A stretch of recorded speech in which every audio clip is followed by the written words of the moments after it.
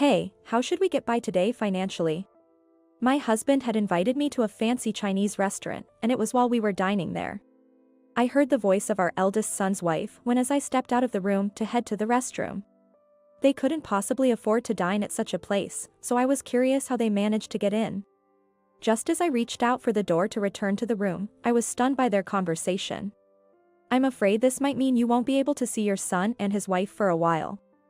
I immediately reported the conversation of our eldest son and his wife to my husband and the restaurant staff, and we decided to take action.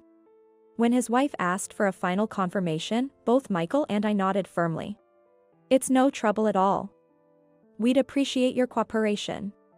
And so, our counterattack against our eldest son and his wife began. My name is Lisa Johnson. With my husband Michael, we are an 80-year-old couple enjoying a comfortable and leisurely retirement.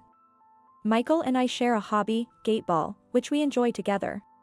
There are days when I spend time alone, with Michael playing chess with friends and me enjoying conversations with the barista at my favorite cafe. We were spending our days quite leisurely. We have a son. His name is David. He must be around 50 years old by now. He was happily married to his wife, Sarah, and they led a content life. Sarah was a homemaker, and they didn't have any children. Having kids would just eat up all our time together. I still want to enjoy our peaceful moments, just the two of us, David would say, wrapping his arm around Sarah. To David, Sarah seemed like his soulmate, and he was utterly smitten with her. Initially, I found their affection for each other endearing, and I could understand their desire for alone time. But the next words from Sarah made both Michael and me stiffen. We could always adopt if we really wanted to, without me having to go through the pain of childbirth. I'm not really keen on the idea of wanting kids that badly. Sarah said this with a laugh, and I was taken aback. I couldn't comprehend how David could laugh along with her. Maybe these two weren't quite right in the head. Since then, we hadn't been very close with David and his wife. It felt like getting more involved might only worsen our relationship. But perhaps the slight distance between us was a good thing, as we never faced any in-law issues. Life was smooth, with no troubles, and it seemed like time would just peacefully continue to flow. I was almost forgetting about the whole incident while lost in such carefree thoughts. The event happened when I was out shopping at the supermarket. I felt a gaze on me and turned around to see several neighbors whispering to each other while looking in my direction. Hello, everyone. Out for shopping? Curious, I approached them to start a conversation, but for some reason, they greeted me awkwardly, as if they were uncomfortable. If I had to put it into words, it felt like I was being avoided. It was so blatant that I immediately sensed they were avoiding me. Why, though? The answer was simple. Because I had coffee with them yesterday. Who would have thought that things would change so drastically from one day to the next? I wondered if I had done something wrong and stood there, lost in thought, for a while. Suddenly, a man's loud voice shouting in anger echoed from the direction of the cash registers throughout the store. So, how are you going to take responsibility for this? The loud shouting of the man made me tense up, and the gazes of those around me shifted towards the commotion. What had been a store filled with cheerful conversations up until moments ago suddenly fell into an eerie silence, an abnormal shift in atmosphere. The only sounds echoing through the store were the continuing shouts of the angry man and the apologies of a cashier. We'll replace it right away. Please wait just a moment. That's not what I want, don't you get it? I'm saying lower the price. Faced with such unreasonable demands, I turned towards the cash register, incredulous. And then, the person I saw made me doubt my own eyes for a moment. David.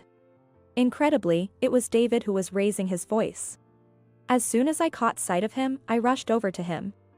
Noticing me, David turned around and greeted me with a carefree smile, raising his hand in hello. Hey, Mom. Are you shopping? His demeanor had changed completely from the shouting to a friendly smile. David had always been kind to family but harsh to others, a trait that seemed to have intensified with age. No, it's more than that, he seems to have forgotten how to behave as a person. That's the impression I got. Why are you shouting so loudly? There was a bug in the cabbage I picked up here. I almost ate it without noticing. A complaint or two is only natural, right? He must have realized I approached him not just to say hello but to intervene. Upon this realization, David's response changed dramatically. He began to explain the situation to me in a hostile tone, clearly seeing me as an adversary. His attitude was so overbearing, I was taken aback that he was my own son. Bugs, so what? Just get it replaced, right? All this fuss over a piece of cabbage. Aren't you embarrassed? Why should I be the one getting scolded? It's this supermarket's fault, right? They say they'll replace it. But I'm so shocked I feel sick just looking at cabbage now. It's not just about replacing it. The more I tried to intervene, the more David escalated the situation. While I felt the painful sting of embarrassed gazes, David seemed to relish the attention, continuing to shout as if he wanted more. He was probably trying to make a scene to pressure the store into compensating him more. If this commotion continues, it could easily turn into a matter for the police. Thinking this, I handed the cabbage to a cashier and left my empty shopping basket with them, then forcibly dragged David out of the supermarket. Mom. What the heck? That's my line. What about you, making such a scene over a cabbage? You're out of your mind. Although I managed to get David outside, calming him down was nearly impossible given his agitated state. And I, too, was furious, ashamed of how my son had turned out. A full-blown argument between adults right in front of the supermarket. Naturally, it drew the attention of passers-by, as one would expect. My anger didn't subside, and the argument with David continued. What's the big deal about finding a bug in the cabbage anyway? It's a sign of freshness. Are you insane? Fine, from now on, you eat cabbage with bugs in it every day. How long do you plan on keeping up this ridiculous childish argument? Attracted by the commotion, Sarah, who must have been waiting in the car, showed up. Seeing her, David and I stopped arguing, and he ran over to his wife, grinning sheepishly. Sorry, Sarah, did I keep you waiting? This was the first time I felt disgusted by David doting on his wife. After what had just happened, my opinion of David had plummeted. I've waited so long. Did you get the money? Sarah's tone was domineering, a side of her I hadn't felt before. Well, Mom got in the way. What? Don't tell me you didn't get it. Sarah looked down on David as if he were a servant, her tone rough and aggressive. I was speechless at her behavior, so unlike the woman I thought I knew. Sorry. I'll go back and try again. Don't need it anymore. How long do you plan to make me wait? Sorry. Against the harsh Sarah, David seemed as small as a cat with its neck pinched. I was at a loss for words. As I stared at them in bewilderment, Sarah turned her gaze towards me. It's been a while, Lisa. Seems like you've caused us some trouble. Sarah's tone was cold and irritated as she addressed me. I couldn't grasp the meaning of her words and instinctively asked her to repeat them. This seemed to irritate her even further, as she turned expressionless and cast a cold, disdainful glance my way. Could you please refrain from meddling in our affairs from now on? It's quite a nuisance when we're trying to make a living. Trouble? You mean, that complaint earlier was. Just as I was about to continue, Sarah emitted an intimidating aura that silenced me mid-sentence. Feeling the fear akin to being glared at by a wild beast, I involuntarily choked on my words. I've told you, haven't I? Please, no more interference. Whatever happens afterward is not our concern. With those threatening words, Sarah left with a subdued David in tow. Left behind, I could only stand alone in the parking lot, watching David's car drive away. Could it be that complaint was deliberate? As I watched them drive off, I reflected on my last exchange with Sarah. Causing trouble, our livelihood depends on it. This could mean they are deliberately making complaints to swindle money. And then, there's Sarah's attitude and tone. What on earth? I was pondering this, but I would soon learn the answer. The day after the altercation with David and Sarah, a close neighbor came to visit our home. And they appeared quite distressed, with a change in their complexion. What's wrong? You seem so rushed. Lisa, it's terrible, your daughter-in-law, she was arguing with my husband.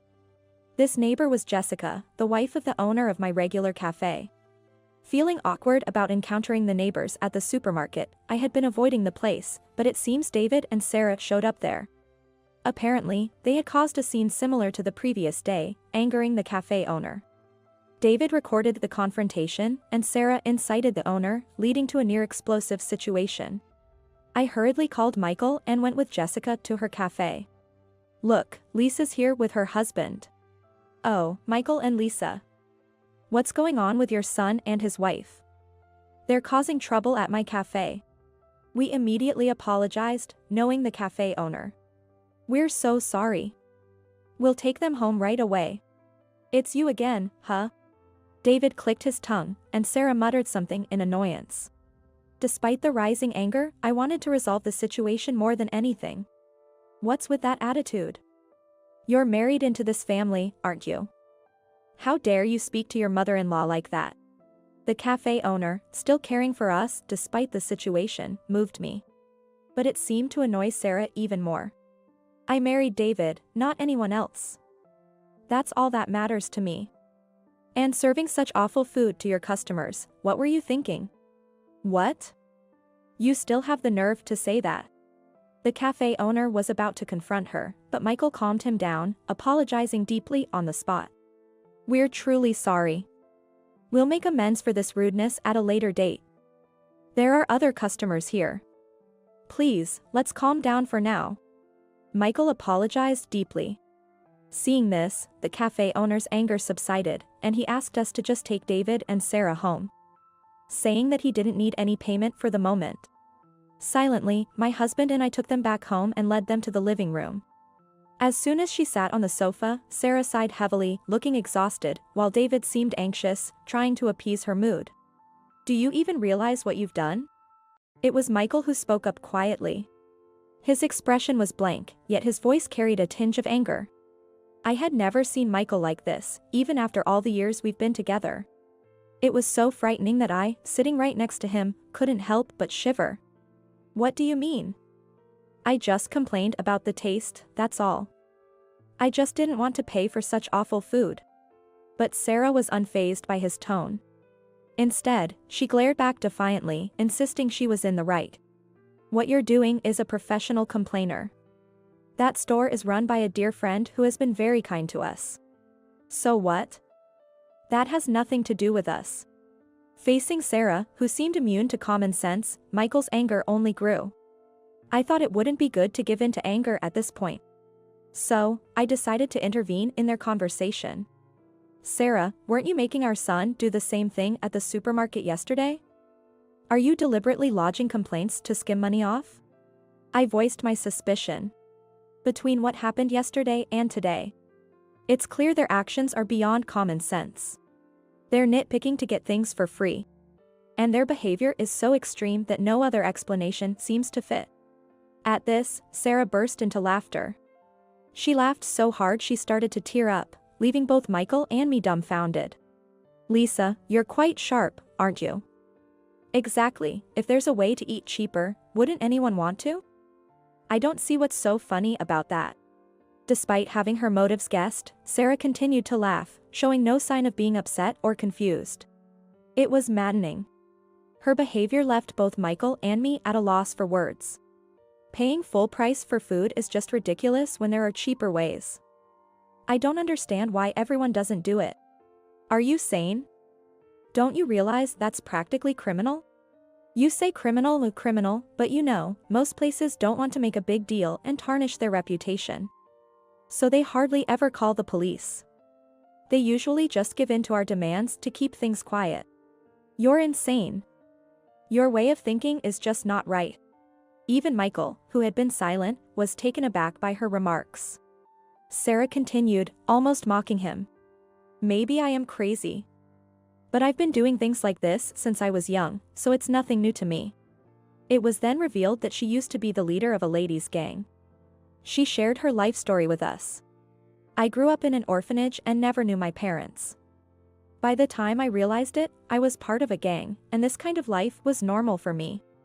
So I don't see it as wrong. David, who seemed to idolize Sarah for her strong-willed nature, was eager to do anything she wanted.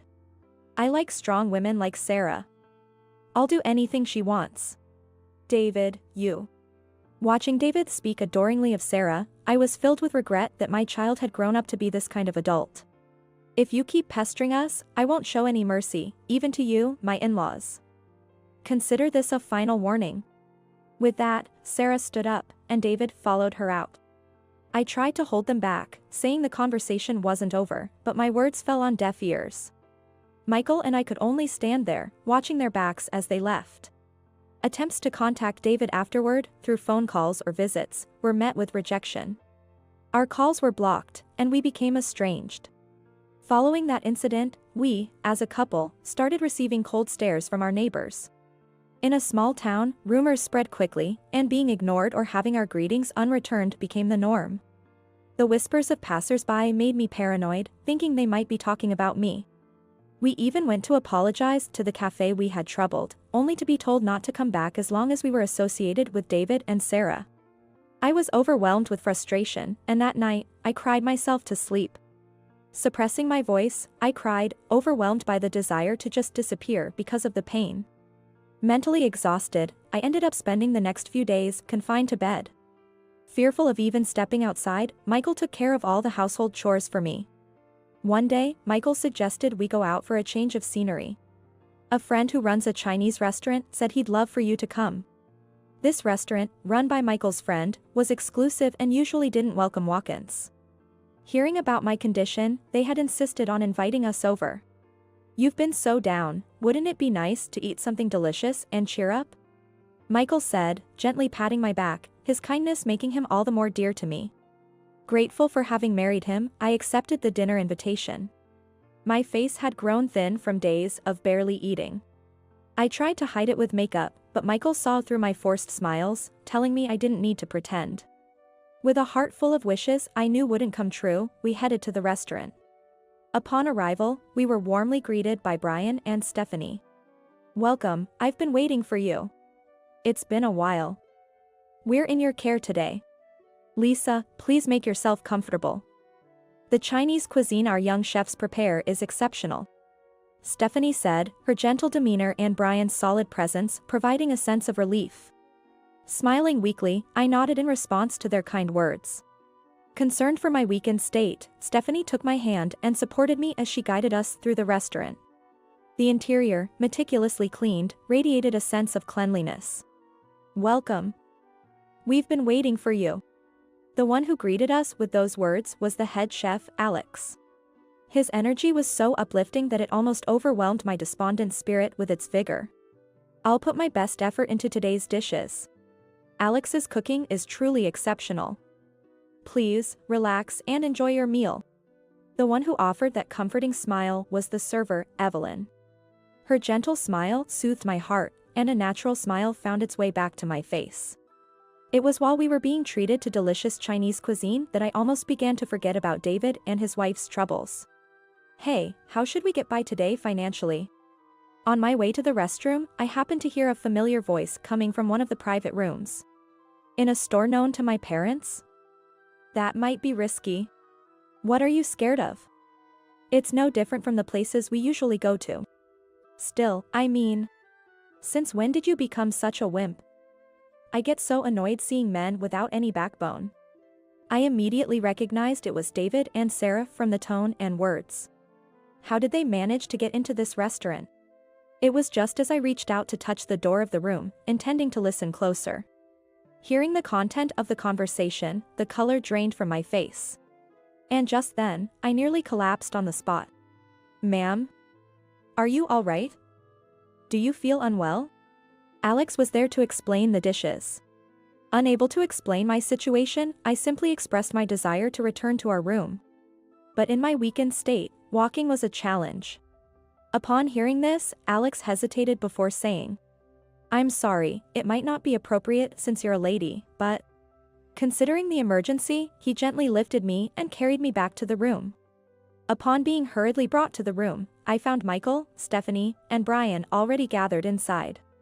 Stephanie rushed to my side in surprise and concern as Alex and I arrived, breathless. Alex gently set me down in a chair and joined us inside, ensuring our conversation remained private. "What happened to you? Are you all right?" "My body is fine. But you?" "It's serious." "David and his wife." "David. What happened?" Seeing my pale face, Michael calmly offered me some tea to help me relax. After taking a sip of tea and calming my nerves with a deep breath, I explained the conversation I had overheard outside the room and the situation. Actually, a couple by the name of Johnson did come in today. What? I remembered that we had brought David and his wife to this restaurant when they got married.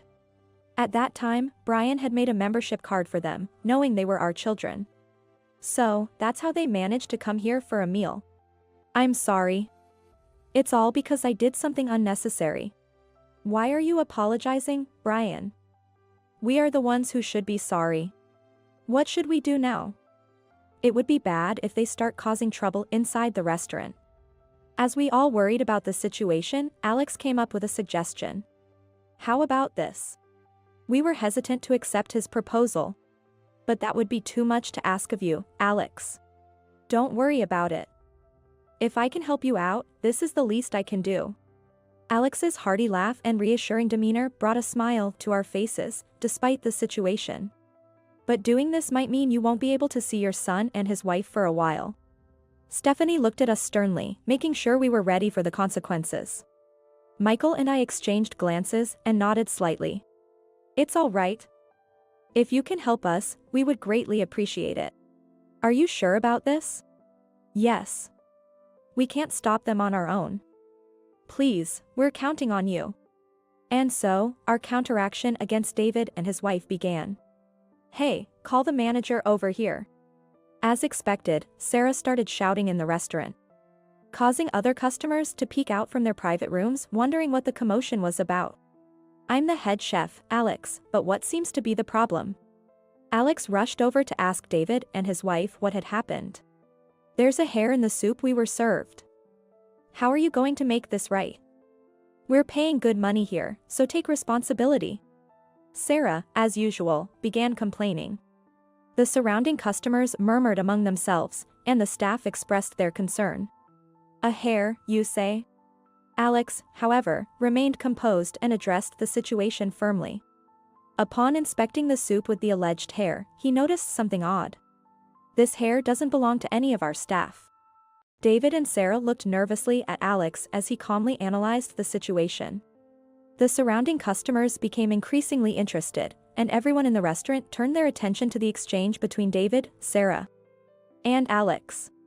What do you mean by that? We don't have any staff with dyed hair, and certainly no one with hair this long. What are you saying?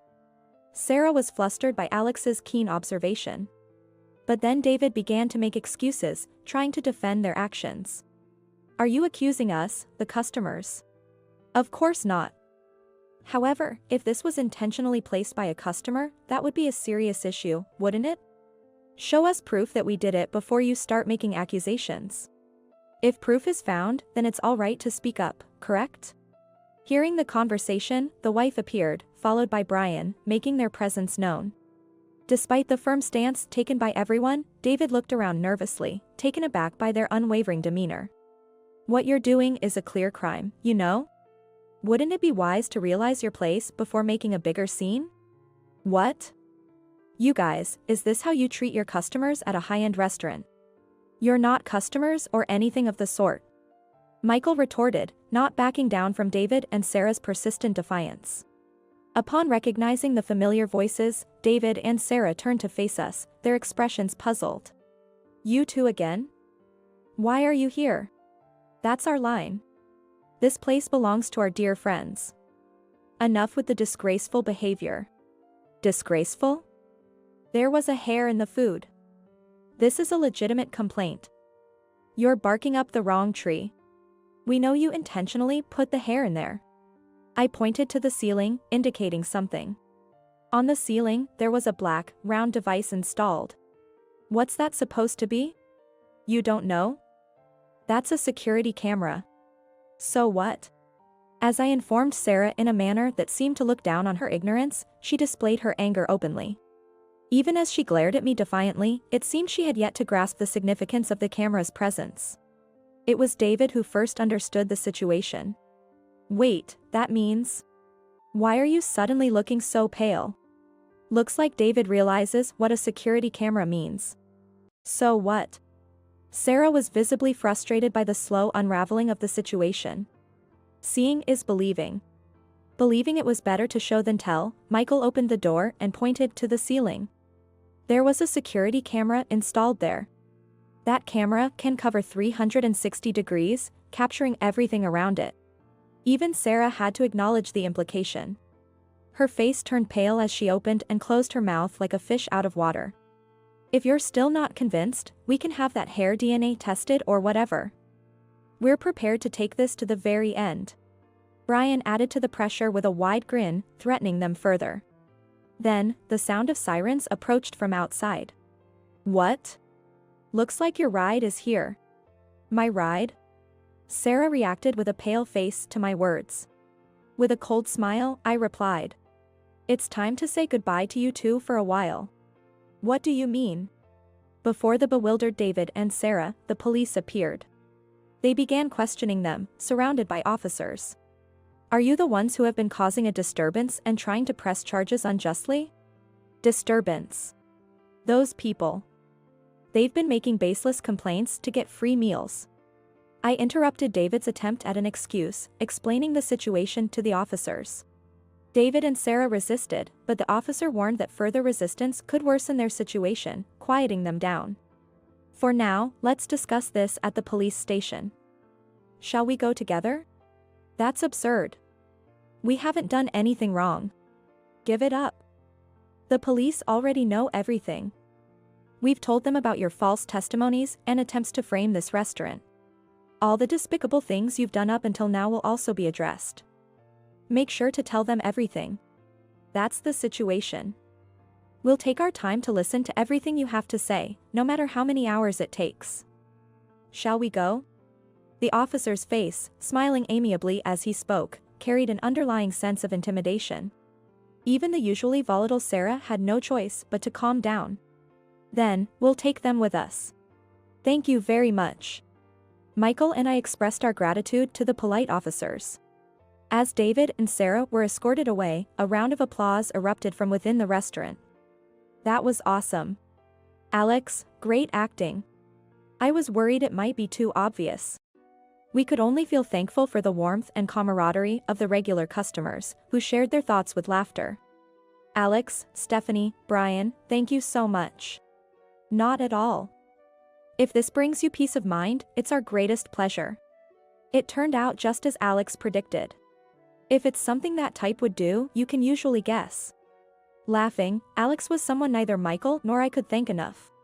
Back then, Alex made a suggestion. It was to unsettle David and Sarah with a bluff. We do have employees with dyed hair, and while that is a security camera, it doesn't cover 360 degrees.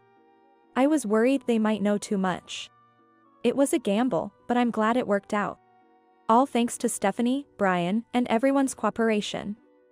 Thank you very much. As we expressed our gratitude, warm voices from around the restaurant told us not to worry about it. The restaurant reassured us not to worry, explaining the situation to the customers and staff, who all supported us. We had asked for help in case David and Sarah caused a scene, and everyone acted out their parts perfectly. Let's resume our enjoyable meal. Today, it's on the house. Brian's generosity brought joy to everyone, allowing us to spend a delightful time together. Subsequently, David and Sarah were sued by the restaurant and faced a significant compensation claim. The case went to court, and it was highly likely that they would receive actual prison sentences. Moreover, a video of them quarreling with the cafe owner, which they had posted on social media, came to light. They were sued for this as well, and their notoriety spread throughout the town. Naturally, it became difficult for David and Sarah to continue living in the town, and they ended up leaving as if fleeing. Michael and I pondered how we could repay the kindness of both the cafe and the upscale Chinese restaurant. We decided to use social media to highlight the positive aspects of both eateries. With the help of a friend skilled in social media, both places flourished due to our efforts. We managed to reconcile with the neighbors and can now enjoy tea there as a couple once again. We've completely cut ties with David and Sarah, and at over 80 years old, Michael and I are living happily. We have no interest in what became of David and Sarah, as our days are filled with joy. This incident has deeply reinforced the lesson that seeking easy rewards can lead to dire consequences.